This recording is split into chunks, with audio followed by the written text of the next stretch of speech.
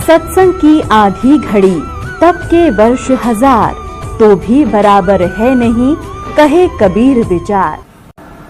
तो यहाँ आपसे प्रार्थना की जाती है, जब तक सत्संग चले आप सब चिंताएं और इधर उधर की गल्ला बातें छोड़ के ध्यान से सत्संग सुनो। तो अब परमात्मा ने आप जी को शिक्षित बनाया है। अब ये शिक्षा आपके लिए वरदान सिद्ध होगी कि आप परमात्मा को पहचान सकोगे, अपने सद्ग्रंथों को स्वयं पढ़ सकते हो, निर्णय ले सकते हो। और इस मनुष्य जीवन का मूल उद्देश्य है केवल परमात्मा प्राप्ति, भक्ति करके सतलोक जाने के लिए ही ये मनुष्य जीवन प्राप्त होता है। जो क्रियाएं हम करते थे, संतानों उत्पत्ति,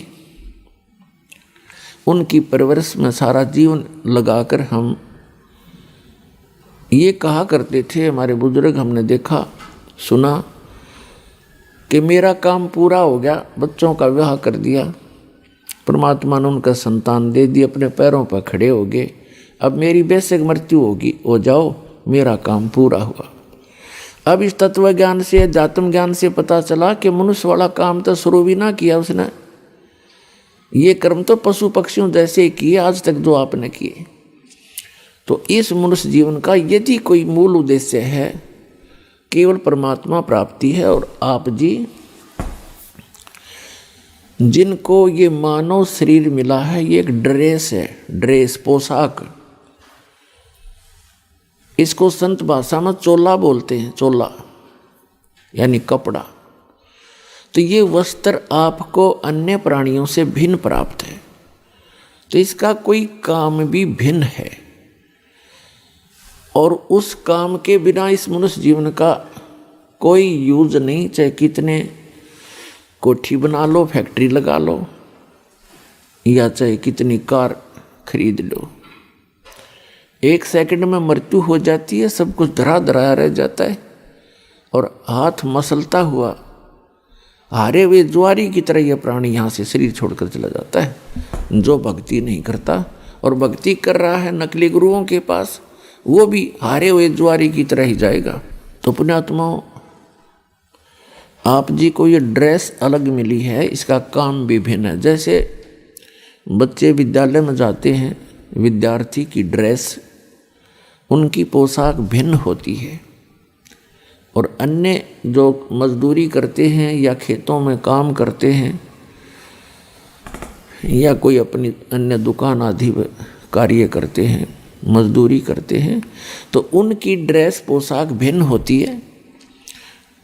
और जिनको ड्रेस पहन कर जाते हैं, जो विद्यार्थी हैं, उनको फ्री कर दिया जाता है परिवार की तरफ से कि बेटा और बेटी तुम अपनी शिक्षा ग्रहण करो, अपना भविष्य बनाओ।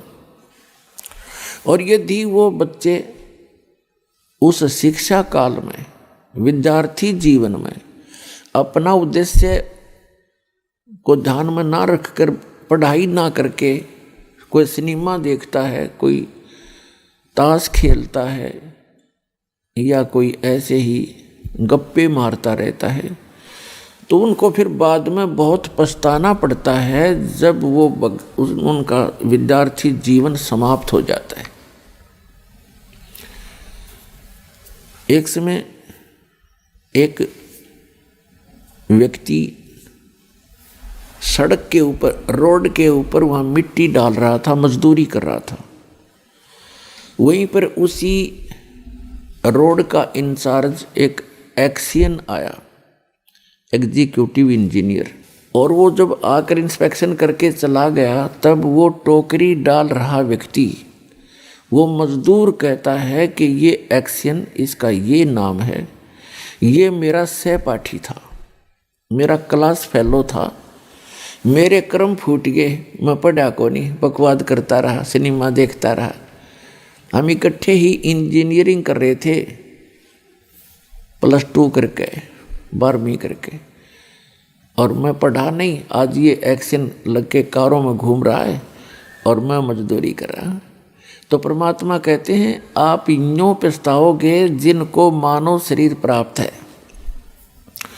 ये विद्यार्थी हो तुम, और जो बच्चे इधर ध्यान देंगे, अपना इस मूल उद्देश्य को पूरा कर लेंगे, सत्य भक्ति पूर्ण संत की खोज करके सत्य भक्ति करके, ये तो चले जाएंगे सतलोक में, जहाँ कोई सुख कोई दुख नहीं, सुख ही सुख है। और फिर कभी मृत्यु नहीं होगी, कभी वृद्ध अवस्था आपको नहीं सतावेगी। वहाँ वो सृष्टि है रहने की। ये तो सजा प्राप्त प्राणी यहाँ पर डाल दिए गए हैं जिन्होंने वहाँ गलती की थी एक बार।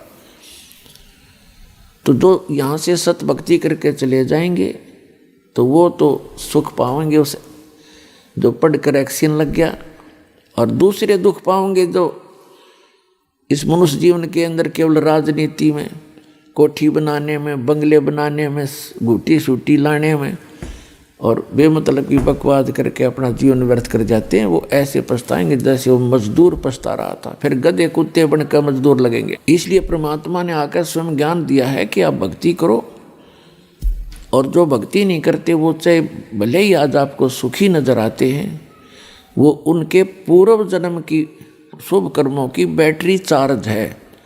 आगे चार्जर लग नहीं रहा, तो जब तक पूर्व जन्म की बैटरी चार्ज है यानी पुण्य कर्म है वो उनके चलेंगे, तब तक तो उसको कोई परेशानी नहीं होगी। और जब परेशानी आने लगेगी, बैटरी डिस्चार्ज होगी, पुण्य क्षीण हो जाएंगे, फिर उस पर कहर पे कहर टूटेंगे। तो इसलिए जो आज सुखी है उसको भी चार्जर लगाना पड़ेगा, यानी सत भक्ति रूपी ये साधना इस दास से प्राप्त करनी पड़ेगी। क्योंकि विश्व के अंदर इस दास के अतिरिक्त किसी के पास सत भक्ति नहीं और सच्चा ज्ञान नहीं, सब गलत ज्ञान प्रचार कर रहे हैं।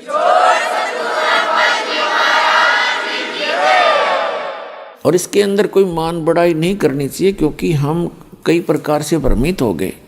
जैसे किसी व्यक्ति ने किसी भयंकर रोग की दवाई खोज ली तो उसके पास दवाई लेनी चाहिए, चाहे राष्ट्रपति का रोग हो उसने भी जाना चाहिए, इसमें क्या दिक्कत है। तो थोड़ी सी भी बुद्धि से काम आप लोगे तो ना अभिमान सतावेगा, आपको अपना कल्याण नजर आएगा, तो तुरंत आकर के नाम लीजिए। भाई जो गुरु बचन पे डट गे रकट गे फंद 84 के, कट गे फंद 84 के, रकट गे फंद 84 के। भाई जो गुरु बचन पे डट गे रकट गे फंद 84 के। वस्तु मिली ठोर की ठोर, मिट गई मन पापी की दौड़। हमसे जुड़े रहने के लिए हमारे YouTube चैनल को सब्सक्राइब करें और नई वीडियो की नोटिफिकेशन के लिए बेल आइकॉन को दबाएं। अगर आप ये वीडियो Facebook पर देख रहे हैं तो लाइक जरूर करें और ज्यादा से ज्यादा शेयर करें। धन्यवाद।